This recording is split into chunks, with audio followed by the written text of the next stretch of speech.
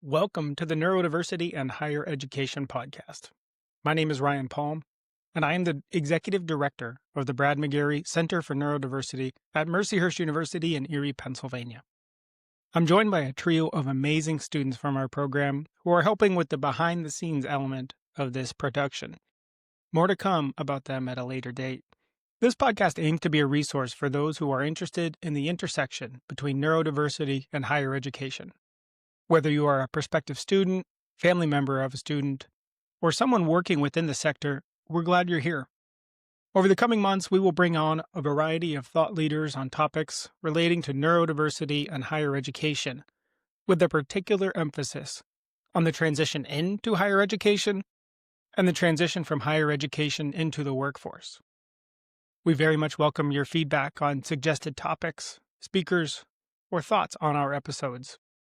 We can be reached via email through neurodiversity@mercyhurst.edu, or feel free to connect with me on LinkedIn. We'll also put information about how to connect in our show notes for each episode. We'll talk more about how to stay engaged later in this episode, but for now, I'd like to introduce our inaugural guest. Lee Burdette Williams is the Executive Director of the College Autism Network, an organization committed to improving access, experiences, and outcomes for college students with autism. She has worked in higher education and student affairs for almost 3 decades, including as Vice President for Student Affairs and Dean of Students at Wheaton College in Massachusetts and Dean of Students at the University of Connecticut. As a student affairs professional, Lee served in a variety of areas, including student activities, residence life, orientation, student conduct, and admissions. She's taught courses in student graduate fair programs at University of Vermont, University of Connecticut, Appalachian State University, Western Michigan University, and the University of Maryland. With that, we are very excited to welcome in our first guest, Lee Burdette Williams. And we welcome Lee Burdette Williams as the very first guest on the Neurodiversity and Higher Education podcast. Lee, I'm so grateful for you being here. I can think of nobody who's better qualified to really start our series of conversations on this intersection of neurodiversity and higher education.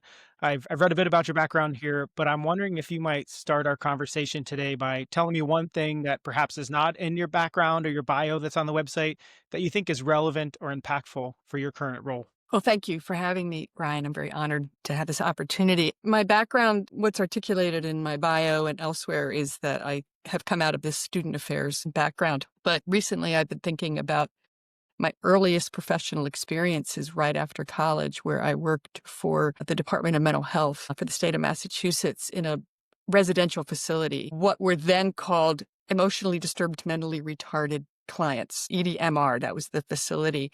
And I worked on a locked unit with clients who were known to be somewhat dangerous at times. I had a history of assault or self-injurious behavior. And I won't talk at length about that, but recently reflecting with somebody about that experience, I realized that what that taught me was a lot about the larger systems in which our neediest population finds themselves at the mercy of.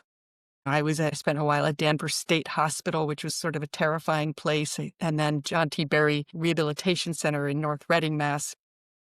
And really got to look at how these sort of nameless, faceless people were making policy decisions and staffing decisions and budget and resource decisions that had this really immediate and sometimes very detrimental effect on people who were very vulnerable. And I think that really imbued in me a sense of watchfulness, I think, about how systems and the people who run those systems can often make decisions that impact people about whom they have very little knowledge. So you won't find that in my resume. It was many, many years ago, but it really, I think, profoundly impacted the way that I viewed all of my work since then.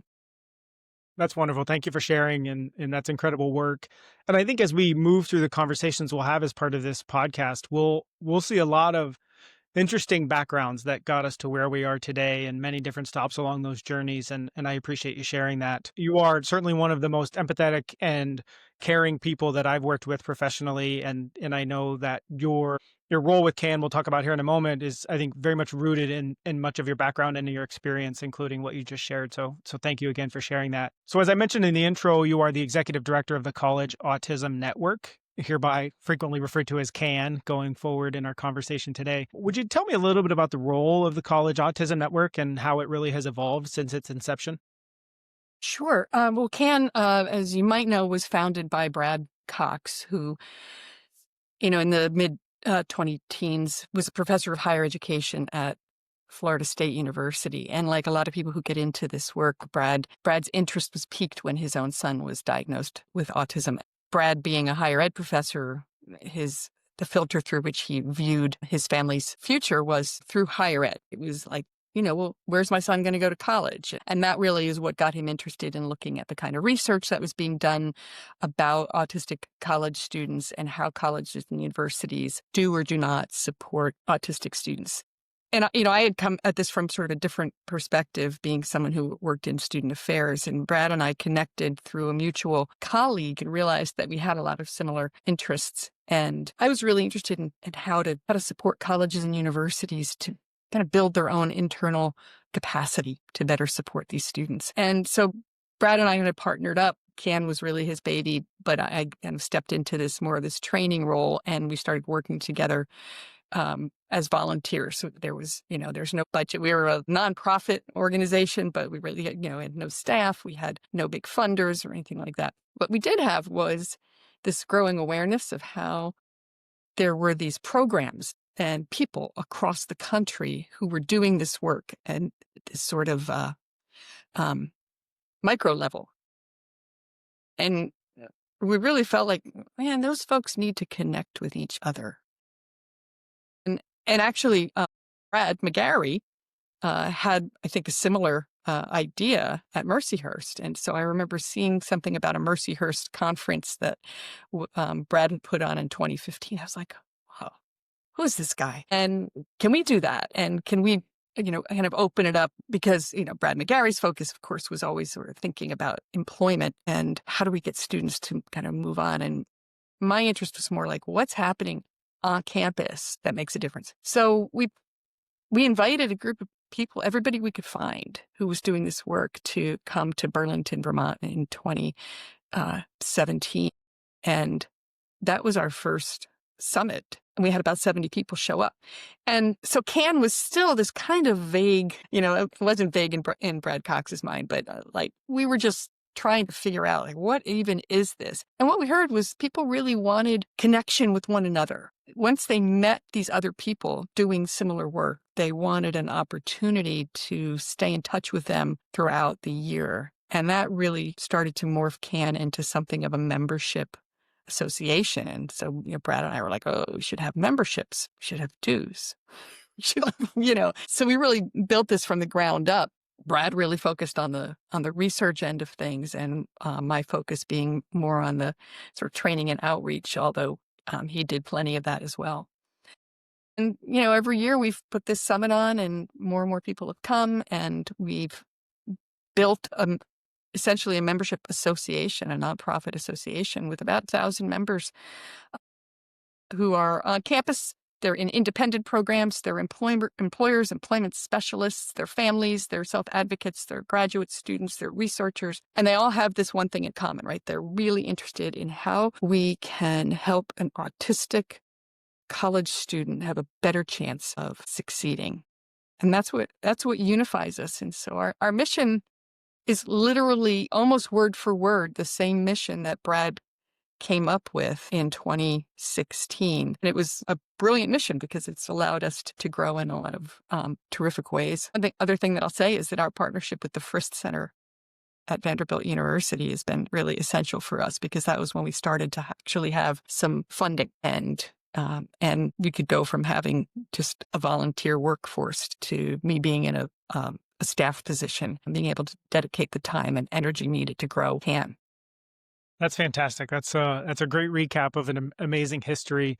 And I think, you giving that statistic of 1,000 members, I think hopefully In these conversations we have on this podcast, our hope is to reassure families and students and practitioners that there's abundance of resources and people out there who care deeply and passionately, and that you won't find a better group than those 1,000 members, people that literally work all day, every day, most of them, to try and help this community of learners achieve success. And that has many different outcomes in many different shapes and sizes across our country and beyond. And it's the work of CAN that's helped instilling that and bringing it together and talking about best practices. You've mentioned the summit. We'll come back to that probably, but it's certainly one of my very favorite events of the year.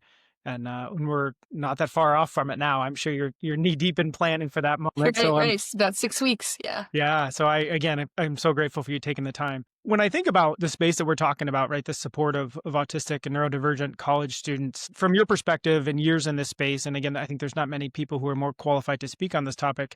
How have you observed the support for autistic and neurodivergent students in higher education evolving over maybe the past decade? Well, it's definitely a growth industry. I think as colleges and universities have drilled down into the retention data that they are always obsessing over, right? Because, when you recruit a student to your campus, it's really in your best interest to keep them there, and to help them graduate.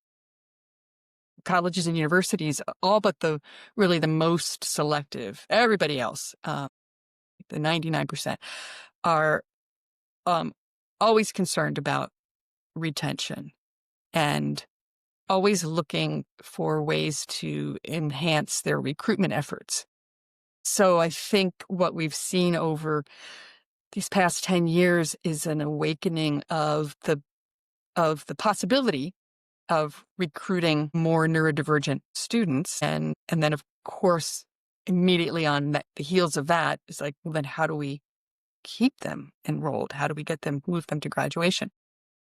I sometimes joke about, every summer presidents go to summer camp, like president's camp, right? And when they come back, they all have something that they're all talking about. And those of us who are kind of on the, front lines of doing the work on college campuses, we can pretty much figure out what they talked about at president's camp, and it'll be like, oh, we're going to talk about high impact practices. Oh, we're going to talk about assessment. Oh, we're going to be talking. And I think at some point, president's camp covered neurodiversity. And the presidents all came back and looked around on their campuses and said, who can do this? And usually they turn to the Disability Services Office and hope that they can find someone who speaks the language. That person then is charged with creating an initiative, right? They get it. They're given a mandate. We need an autism support program. I hear there are lots of those out there. Some of our competitors have those. And then that person starts Googling, researching, eventually comes upon CAN. And then we will inevitably get an email from that person saying, I just found you. And that's really like my favorite email to get, is when somebody stumbles across us and realizes there's help for what I've been told to do, or there's help for what I really want to do, and my college is sort of willing to support me. And so that's, I think colleges have evolved in their work. And so every year there are more and more programs, more and more services, and more awareness of neurodiversity and neurodivergent students coming to campus and the special needs that they might bring with them to succeed. That's fantastic. And it's a great example, I think, of the breadth of service that CAN provides, in that, here at Mercyhurst University, we're in year 17 of our autism support program. And we still see a tremendous amount of value from participating at CAN events, and we learn things all the time. And yet we have, on the other side of it, we have those schools that are literally diving in for the first time, recruiting their first set of students, creating their first program with their very first staff member. And I think that the fact that you are an organization that can support both ends of that, it really says a lot to your leadership and the amazing team that you have there in CAN, and the willingness amongst members to share. I think higher ed is often a very competitive space where not everybody within higher education shares best practices and how best to succeed. And yet when you go to the College Autism Summit each year, you see many schools who are on that stage excited to share, excited to help each other as peers. And I think that's perhaps a bit unique in our little community of support models. Yeah, I think it is definitely a deeply rooted part of the culture of CAN, which in itself is sort of deeply rooted in the work of disability services and academic support. These aren't competitive people. They see real value in collaboration. They've benefited themselves from collaboration, and they're willing to offer it. But we have a kind of no competition rule in CAN. It's why from our earliest days, Brad always, wanted to give away our content. And so it was really, it was hard for us to well, do we want to charge people for this? That's hard. So we have a very loose rule around what we share and how we encourage people to do the same. That's fantastic. So you've alluded to this a little bit, but one recent trend that I think I've noticed, and I know you have as well, that some schools who have some longer established support programs that started out perhaps supporting specifically autistic students are broadening the scope of students that they serve. Maybe they at one time required an autism diagnosis and are no longer doing as such. Do you have any thoughts or reflections on this trend? Well, I do think that there's real merit in not getting stuck on that formal diagnosis piece. And not that the work of those diagnosticians, the clinicians who do that work isn't valuable. I mean, it really is. It's just that having to have that formal diagnosis immediately drives a wedge between the haves and the have-nots.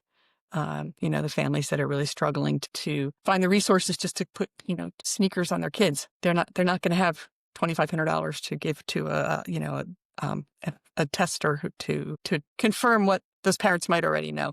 And so I think that, which is not to say that the self-diagnosis is going to ever replace that.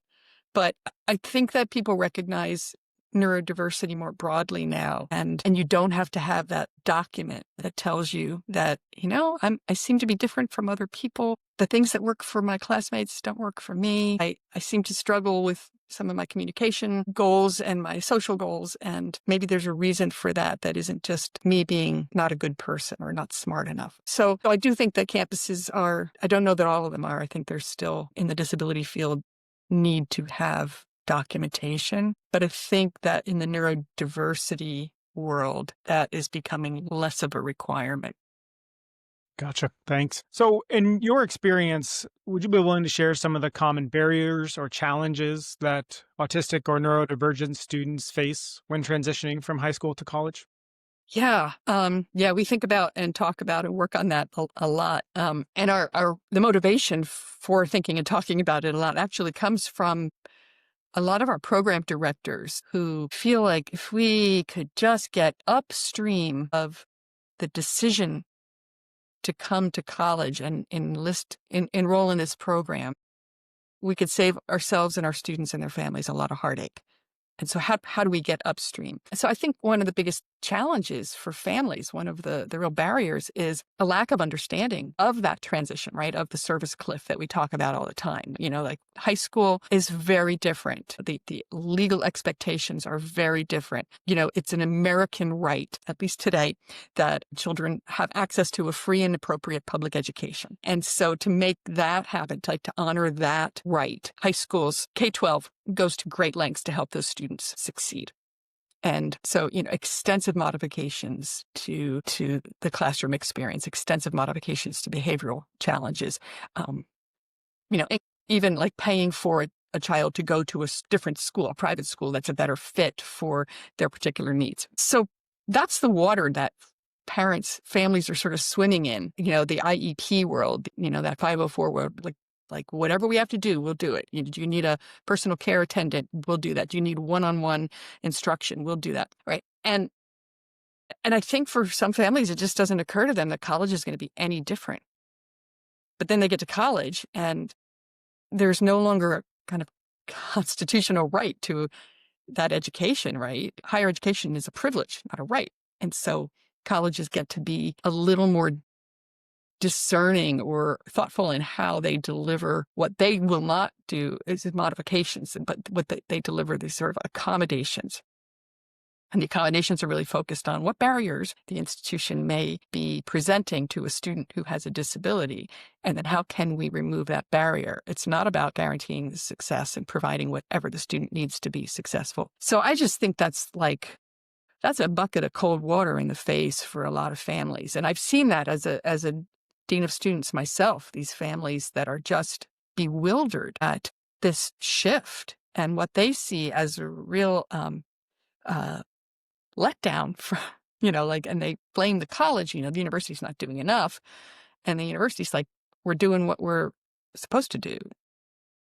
You that has the skewed perspective. So anything we can do to help families anticipate that transition, to help them better discern what is needed for a student to do well in college is going to make a big difference. There are some other challenges, certainly resources. A lot of what was paid for in high school is not paid for at the college level. And so families are, suddenly facing bills that were really unexpected on top of tuition, room and board.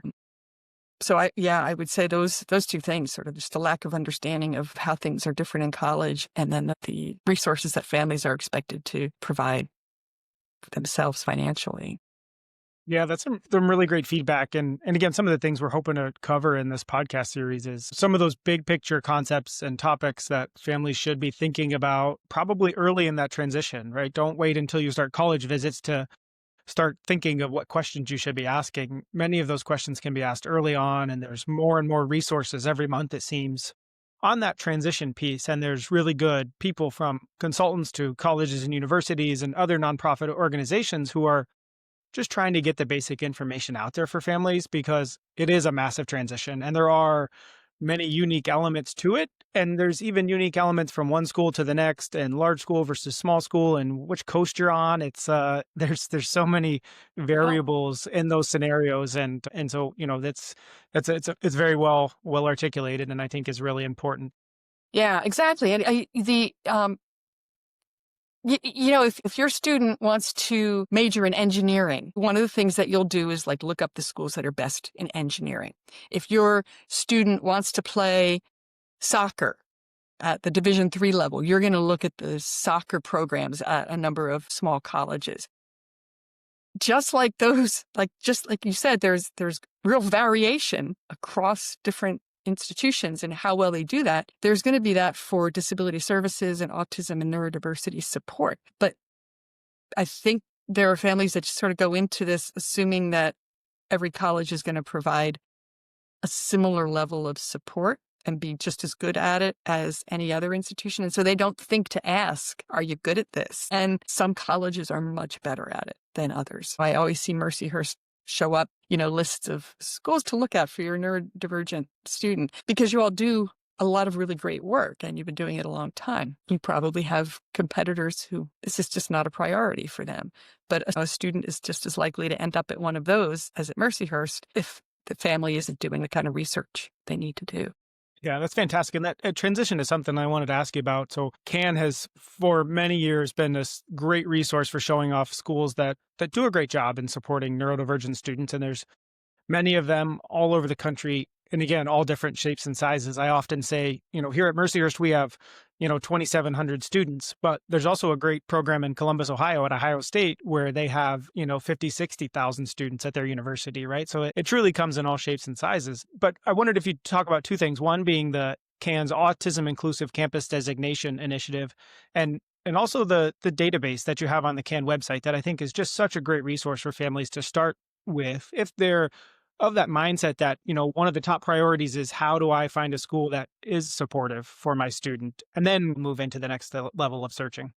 Right. Yeah. The story behind the database, I'll start with that. Again, well, that worked, not a really intentional plan, but the database came about because there was a real interest and Brad Cox led this along with Brett Nackman and others in doing research on autistic students and their success or their experiences. But one of the real challenges was in research, you got to compare apples and apples. And so it really became like this, well, how do we create a data set that we can then use to do the kind of research? So we need to find as many apples out there as we can. And they began to build this database by looking at programs out there.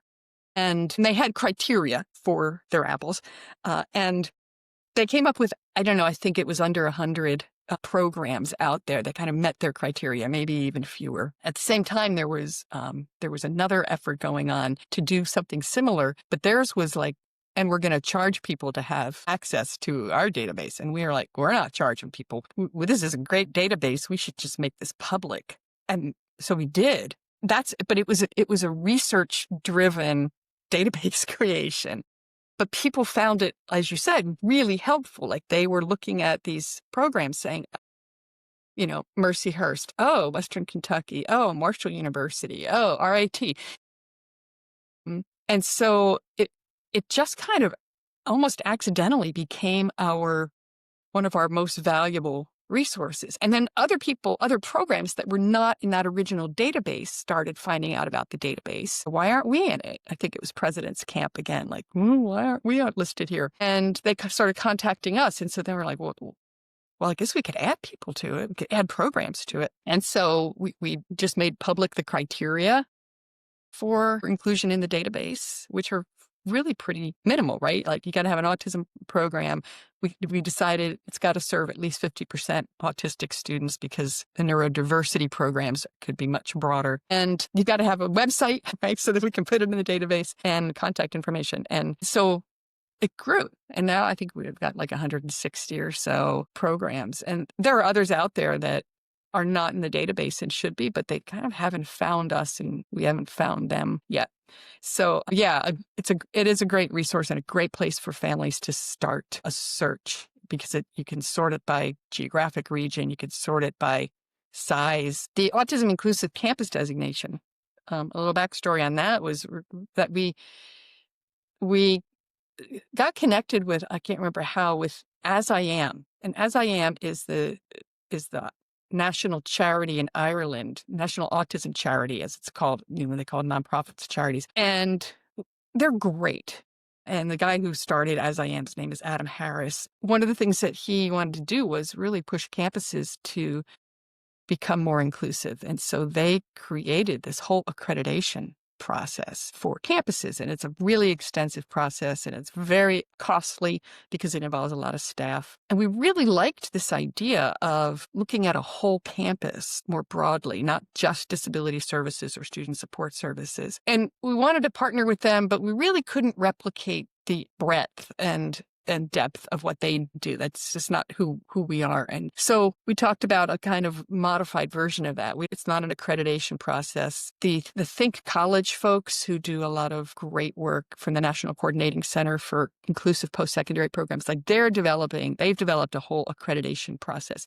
And theirs is program specific. Ours is campus-wide. And really what we want is to just take the burden off the disability or autism support staff to support these students and make it a campus initiative. And so we started talking about that, and over the space of a couple of years, put together a planning committee. Brittany Jackson has been leading that committee. They worked really hard on developing principles and a process. We charge as little as we can. We're not going to pay consultants a whole lot of money to figure this out. And so we've been really lucky that a lot of our members are willing to do this for, pennies on the dollar. And it's incredible. And the idea is, you make a commitment to this, and over the course of a couple of years, we help your campus figure this out. We don't figure it out for you. You've got to have a commitment to being an autism inclusive campus. And then we provide some guidance and suggestions and help you do that. Because when we walk away, it has to be still in place. Like it's got to belong to the campus. So we just piloted it this year. We've started with 6 or 7 institutions, gave them a great price break because we're testing this out. And so we've kind of launched it, and we'll look for another cohort in the future. Sometime this fall, we'll start advertising to the next cohort. And the cohort thing is really important, right? Because it gives us this group of schools that then become like almost classmates, so they really connect with one another. And then the next cohort comes in and they connect with one another. And this is reflective of what we learned from our, what we call Square One program to help new programs get developed, is building the network and weaving that more densely, the fabric of our community, is what helps campuses weather the difficult times and keep the program going, because they know others out there are doing the same kind of work. And that's different than, I think, As I Am's model. That hasn't been a priority for them. what they do is amazing. But ours fits better, I think, with CAN's mission. Wonderful. I appreciate your depth of explanation on those two things. And again, I can't strongly recommend enough the database. I was honored to attend the Autism Europe conference in Dublin last week, which was hosted by As I Am and Adam's incredible team. And I just had the fortune of running into Katie from the CAN team and getting the chance to provide some updates to our profile right there on the spot. So the attentiveness and the dedication that you all provide to that database is unmatched. So please encourage all families to take some time to read through the information in that database. It truly is a treasure trove of information, and I think it's an undervalued resource. We'll link to that in the show notes for this episode, along with As I Am and some other related resources as well. I think there's so much out there that it can be overwhelming. The resources on the CAN website are definitely a great place for families to start if they haven't been there yet. So strongly recommend. So we're getting towards the end of our time. A couple more questions. A hypothetical question. I feel like I run into this quite often where you're on a short flight or you're meeting somebody quickly out for a cup of coffee in an elevator and they ask you, what do you do for a living? And you tell them what you do about CAN briefly. And you can see them light up in excitement because they have a ninth grade student who's neurodivergent and they are just so excited about the aspects of their student going to college, but they don't know where to start. You get maybe 5 minutes, maybe not even. How do you tell them where to start? Yeah, that happens so often. I was at a golf lesson and I was wearing I have a CAN golf shirt. It says College Autism Network. And the pro looked up at me and looked at my shirt and said, "Is that what you do?" And I said, "Yeah." And she said, "Oh, my grandson," and people are just kind of off and running. In those 5 minutes, I just say, you should go to our website and under our website, look for the resources tab and then click on that tab and you'll see resources for college-bound students and their families. Click on that and it will open up a whole world of possibilities for you. There's a great website there called College for All that was developed by a high school student in the tone, the language that is going to be relevant to high school students. So you can give that to your kid and help let them explore it themselves. Yeah. And, what we say is that there are colleges and universities that are good at this. And you owe it to yourselves and your student to figure out where those schools are, and make sure that when your child enrolls in a college, it's at a college that will respect who they are and figure out their needs and has a track record of meeting those needs in similar students. And if you don't do that, all sorts of bad things can happen. I don't want to scare people, but that's really what it is. It's just look for the schools that are good at this. We make it really easy to find. That's fantastic. Well said. And I think, I speak for a lot of my colleagues who are, helping lead programs across the country, that we all know that, or we all believe our programs are really strong, but we're not the perfect fit for everybody. And so we'll be quick to refer a student. If we don't think they're a good fit for our program, there's one the next state over, the next town over, or maybe across the country, but that is a really good fit for what they happen to be looking for in a university. And I think that's an important part of those kind of top tier schools that really get it and really care deeply about the students, that they're going to do that, right? They're going to tell you when the fit is not right and make a suggestion as to who might be that right fit. And I think that's an important part of that scenario. Yeah. Yeah. Yeah. And that employment piece that I think is really crucial too, right? Parents expect that when their child graduates from college, they'll have opportunities for employment. And so asking really informed questions about, well, what do you do to help neurodivergent students prepare for the job search? Some schools are really great at that. Others haven't gotten there yet, but they're on their way. So we've already talked about the College Autism Summit a little bit. And I, again, encourage anybody who has an interest to check that out. We'll link to that in our show notes. But I think this audience in particular would be interested to know that you and CAN have a very strong focus on student engagement in that conference. While maybe the majority of attendees are professionals like myself, it's thrilling to see how many students get to participate every year, both listening and learning, but also presenting and providing their firsthand feedback. Can you talk about that a little bit? Yeah, it's funny. I keep saying it was accidental. One would get the impression that I don't lead with a lot of intention, but I stumble upon good ideas. We just felt like we needed more neurodivergent voices at the summit. And I think that's just a really important thing in this community is that you've got to have neurodivergent voices at the table. It can't be all neurotypical people figuring this all out. And so one way that we thought we could do that was, well, what if we invited neurodivergent students, like autistic students, to come and maybe offered like these scholarships. And so we kind of came up with this budget and, 10 scholarships and to pay their travel and let them come for free. And we were just hoping we'd get 10. And we got like 40 students who said they wanted to come. And that was great. And the following year, it was like 50. And then I think this is going to be our third year. And what it really did, having those students there, was it just changed the game for us. It changed the whole vibe of the summit. And it just keeps you honest, right? When the students that you purport to serve are in the front row of the session that you're presenting. And that's led to some interesting discussions, because sometimes we don't want students in these conversations, but more often, like, they're the ones who say, yeah, that hasn't been my experience at all. Or, I don't understand why you would do this. Like, they just kind of push our presenters and our professionals there and our researchers to think about things really differently. And it's also such a profoundly moving thing to see these students who in so many other settings have been marginalized and disregarded suddenly find themselves thrust into the center and into the spotlight and feel like what they have to say is not only not annoying, it's actually really valued. People want to hear from them. And so you can practically see their self-esteem just grow over the course of these 3.5 days of being at the summit.